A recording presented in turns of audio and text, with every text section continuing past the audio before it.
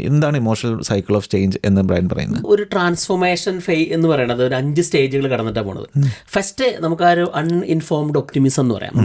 നമ്മൾ ഭയങ്കര എക്സൈറ്റിംഗ് ആയിരിക്കും. ഇപ്പോൾ നമ്മളൊരു ഗോൾ സ്റ്റാർട്ട് ചെയ്യണം. ഇപ്പോൾ ലിജിൻ തന്നെ നമ്മൾ ആ 30 ഡേ ചലഞ്ച് ചെയ്യുന്നപ്പോൾ എല്ലാവരും ആക്റ്റീവായിട്ട് പങ്കെടുക്കുന്നു, 100 പേര് ഒറ്റയടിക്കുന്നു, എല്ലാവരും മെസ്സേജ് അയക്കുന്നു, ഫുഡ് അപ്ഡേറ്റ് ചെയ്യുന്നു.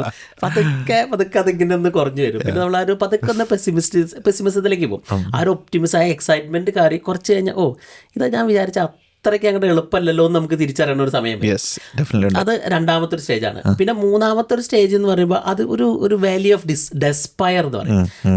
ഇതെനിക്ക് പറ്റുമെന്ന് തോന്നുന്നില്ല. ഏകദേശം മിഡ് വേ ഒക്കെ എത്തുമ്പോൾ പതുക്കെ ആളുകൾ ആ ഗ്രൂപ്പിൽ നിന്ന് എക്സിറ്റ് അടിച്ചില്ല, സൈലന്റ് ആയിട്ടിരുന്നു, പിന്നെ മെസ്സേജ് ഒന്നും കാണില്ല. അപ്പൊ അതൊരു മൂന്നാമത്തെ സ്റ്റേജിലാണ്. അടുത്തൊരു സ്റ്റേജ് ഉണ്ട്, അതെനിക്ക് വർക്ക് ചെയ്ത് തുടങ്ങിയെന്ന് തിരിച്ചറിയുന്ന ഒരു സമയമുണ്ട്. It is starting to work എന്ന് പറയുന്നത് ആ ഒരു ഫീലിംഗ് ഉണ്ട്, ആ ഒരു സമയമുണ്ട്. അവിടെ നിന്നാണ് ശരിക്കും ആ ഒരു ട്രാൻസ്ഫോം ചെയ്യുന്ന ആളാണെങ്കിൽ ട്രാൻസ്ഫോം സ്റ്റാർട്ട് ചെയ്യുള്ളൂ. കാരണം അതുവരെയുള്ളത് എക്സിറ്റ് ആവുന്ന ആളുകൾ അവിടെ തരും. ഇപ്പം നമ്മൾ ജനുവരിയിൽ ഗോൾ സെറ്റ് ചെയ്ത് കഴിഞ്ഞ് കഴിഞ്ഞാൽ സോർട്ട് ഓഫ് നമ്മൾ മാർച്ച് ഏപ്രിൽ മെയ് ഒക്കെ ആകുമ്പോഴേക്കും അതിൽ നിന്ന് കടന്നു പോകും. ഞാൻ ഇപ്പോൾ ലിജിൻ്റെ അടുത്ത് പറഞ്ഞില്ലേ, നാട്ടിലെ ഞാൻ പോയിരുന്നൊരു ജിമ്മിലെ ആൾ പറഞ്ഞു കഴിഞ്ഞാൽ ജനുവരി തൊട്ട് മെയ് വരെ ഭയങ്കര തിരക്കായിരിക്കുന്നത്. പിന്നെ ആളുകളത് മറക്കും. അടുത്തൊരു സ്റ്റേജാണ് ആ ഒരു സക്സസ് ആൻഡ് ഫുൾഫിൽമെന്റ്.